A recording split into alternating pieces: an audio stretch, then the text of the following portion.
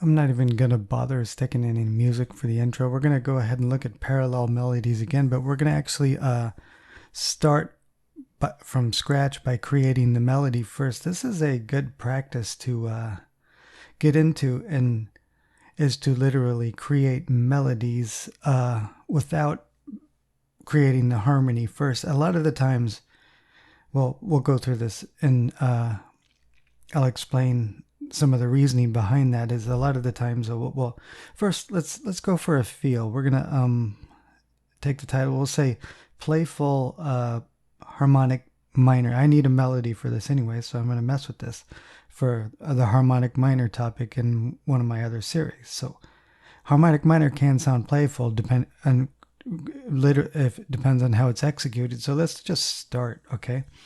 Let's just start with a lead in, literally on the 5th degree of A harmonic minor. Most people can follow with that. So, and usually, so the lead in on the 5th degree is a very common melodic thing to do. So let's just use it. 5th, 1. And so we're going to just start the process of creating a melody. Okay. Okay. See, now, there's a big difference between doing it this way than using a keyboard or something. So we're just going to use the cheesy sounds from the notation thing. I'm not going to bother even mocking this up. We're going to try to shape this melody into something that would be to my personal liking. So I'm going to answer that little thing, that little first statement. Okay. And then there we go. We got a start of a melody. Now, what I normally do is if you look at melodies really closely, and I'm trying to think out loud at the same time, there's a lot of rhythmic similarities. They're very simple that way. You don't see a lot of randomness in melodies. So I'm going to kind of answer that first statement with the same rhythmic thing, but different direction, okay? It's kind of an answer to the first statement. And here's another common thing to do, and I can hear this happening in this melody, is a repeat of that second, that answer part. And I'm going to go ahead and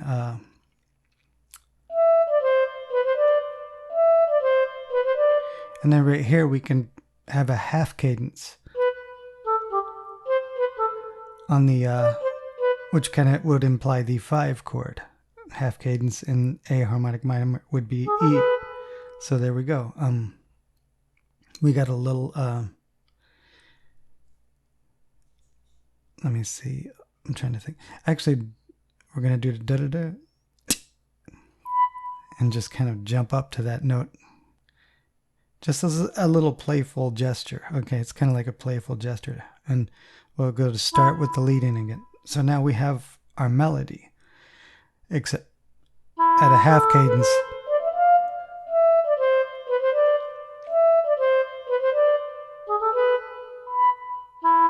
And then we'd probably restart. And like I said, with melodies, there's not a lot of randomness. There's a lot of similarness. So we'd probably take this area, take it right back, literally just copy it and paste it there. That's the beauty of notation. You don't have to write it out twice. Notation programs. And then we got to come up with some kind of ending of the phrase. So, so right here, I would probably start working towards a full cadence, especially since we're in harmonic minor, and we're going to go ahead and use the 5 chord as a full cadence. And I'm going to show you something here in a second about implied harmony.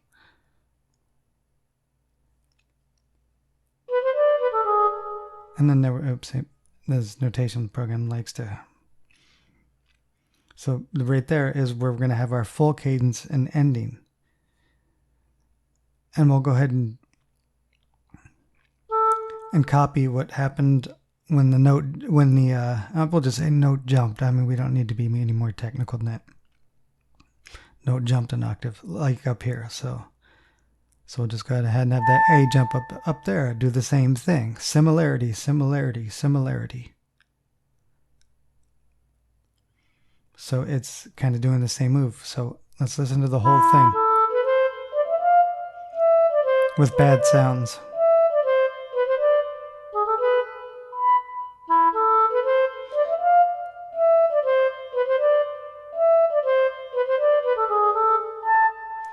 Okay, so what I'd probably do here now, since we're dealing with my intent, let me cut these out. Maybe it'll stop scrolling down. Okay, I wanted to deal again with parallel melodies. So that's why I wrote 3 clarinets in there. I figure we'll do this. We're gonna create parallel melodies again, like I did in another video. Okay. Parallel literally means you have passing chords. So now when we look at this, you have what I call implied chords, okay? Possible implied harmonies, but I'm going to go ahead and stick in some possible articulations. I'm not going to go overboard. I'm just going to leave it. I want it very short and crisp, so I'm just going to go ahead and do that real quick, just to get a general idea of, you know, these are things you can play with. We could actually on the second note there, we could actually put a slur, but I'm gonna, for time's sakes, and not make this a 20-minute video or 25-minute video, I'm not gonna mess with it any more than this. I'm just gonna stick these in on exactly in the same exact order as they occurred above. But you could mess it around with, occasional slurs, whatnot. I had a lot more slurs in my other parallel melody video, but I'm just going to go ahead and leave it mostly short and crisp notes. So let me just add the rest, and then we'll move on. And okay, so let's give it a quick listen.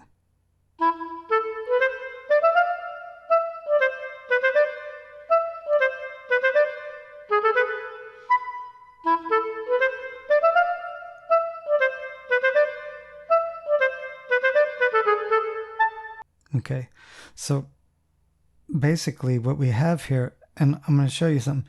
Sometimes you could listen to a melody and it kind of has an implied harmony. For me, I hear the implied 1 there and a pass-through chord. And here I kind of, I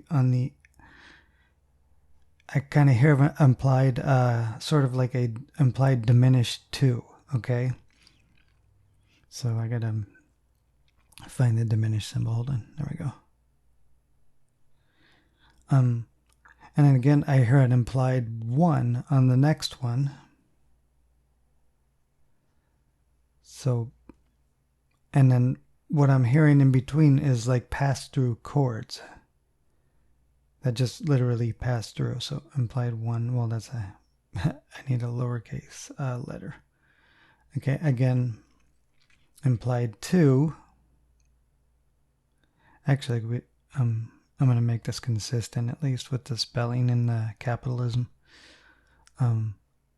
So yeah, I'll just copy and paste this because it's much faster. I should have thought of that before. So implied 1, implied 2, implied 1, implied 2. Pretty much just 2 chords for this. And then right here where we have the G sharp, we kind of have an implied 5. Okay. 1, 2, 1, 2, 1, 2, 1, 2, 5. Okay. Now this here is exactly the same as above, so it's probably implying those still. For me, I'm still hearing that same implied 1, implied 2, implied 1, implied 2. So we'll just write same harmonic scheme, or we'll just write same. Okay. Now when we get over here, we have, since we're going to a full cadence instead of a half, it's almost an implied 5 to this implied 1. Well, a full cadence would be a 5 to 1, so in harmonic minor. So in a lot of the times in melodies, you could actually hear these implied chords. Even in like, if you listen to just a one part of a Bach invention or something, you'll literally hear the harmony. So let's just harmony as this one implied one, where there's our one chord, will pass through with a diminished chord, the two diminished, and then go to the one chord again. Okay, so there we go. There's our first parallel melody. The diminished chord is a pass through. The second chord, the second implied harmony, is diminished, so we'll pass through the, we could actually just pass through the one chord. Two diminished, one, two. And I'm not in any way, shape, or form worried about any form of parallelism here, meaning in the form of six or fifths. I'm sorry, six and thirds. That's a given. They always work out fine. One of the main Star Wars themes, for instance. Well, let me think about this.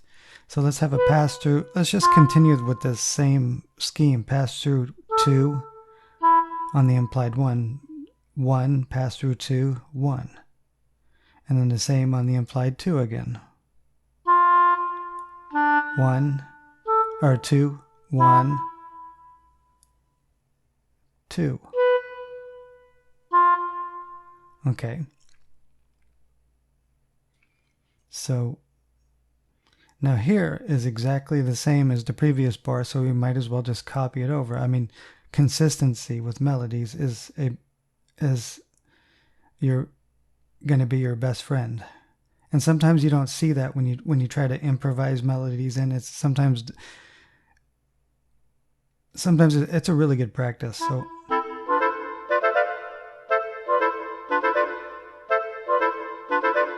okay, there we go. And then we can go to our half. See, I'm hearing this implied harmony with just a pass-through chord. I'm trying to.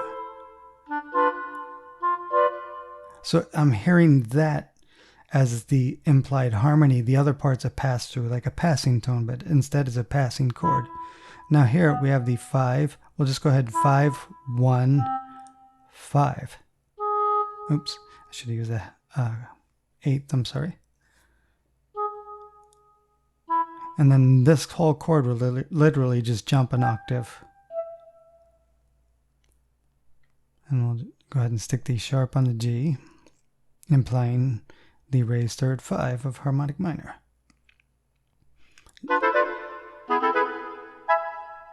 Okay, so you kind of have a cool little effect.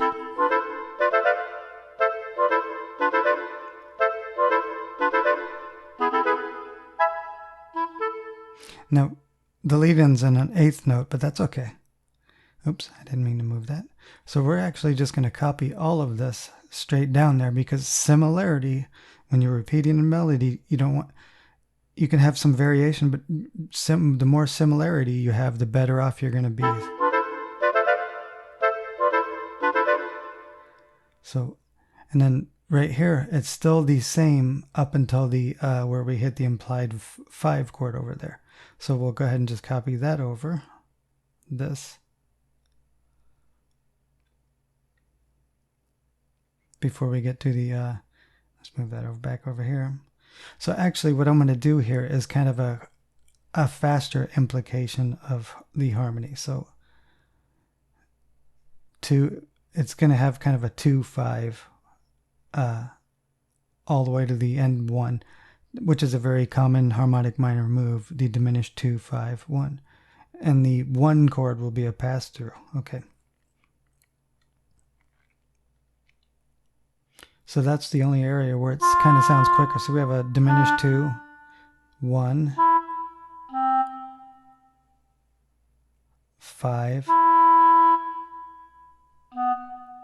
and then our ending 1.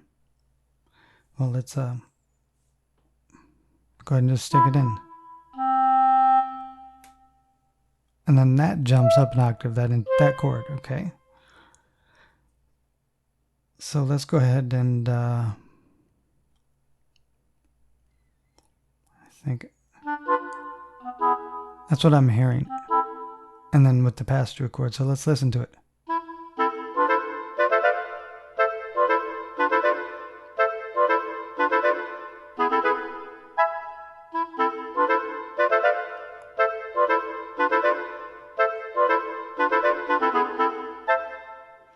So there's a half cadence and then an ending of the phrase. So we're going to go ahead and stop here. We just wanted to go through the process of writing a parallel melody. Maybe I'll stick a dynamic in here to give myself a general idea.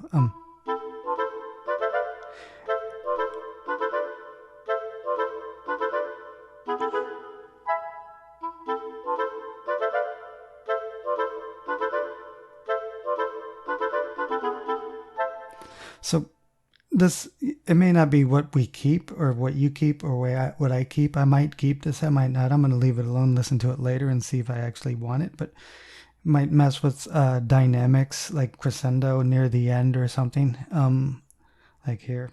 But the general thing here is learning how to write parallel melodies is one, and two is just simply not relying on starting with the harmony first. Learn to write melodies in notation. So and you know, you write these out and you put them somewhere in a folder, and you never know when you can use it again. So that's also a good idea. It's just a good practice to do almost pretty much on a daily basis. Try to write out one melody or something, and eventually they'll start making more and more sense. It's interesting how that works. In sense, I mean, they'll start becoming more symmetrical. Even if you're using like odd times or something, you'll notice that you're able to create some kind all those similarities and symmetry for that makes the melody work as opposed to sounding random. Of course, this applies totally different to vocal melodies because a lot of the times they're highly syncopated due to the way words are structured. So it all depends on what you're writing for. I found personally that using notation years ago when I first started using it, that I started to develop the ability, even with really odd times and changing keys, time signatures and whatnot, I was still able to make them make sense even when the time signatures are changing. It still seemed to flow one into the other without much disruption. So it's kind of cool,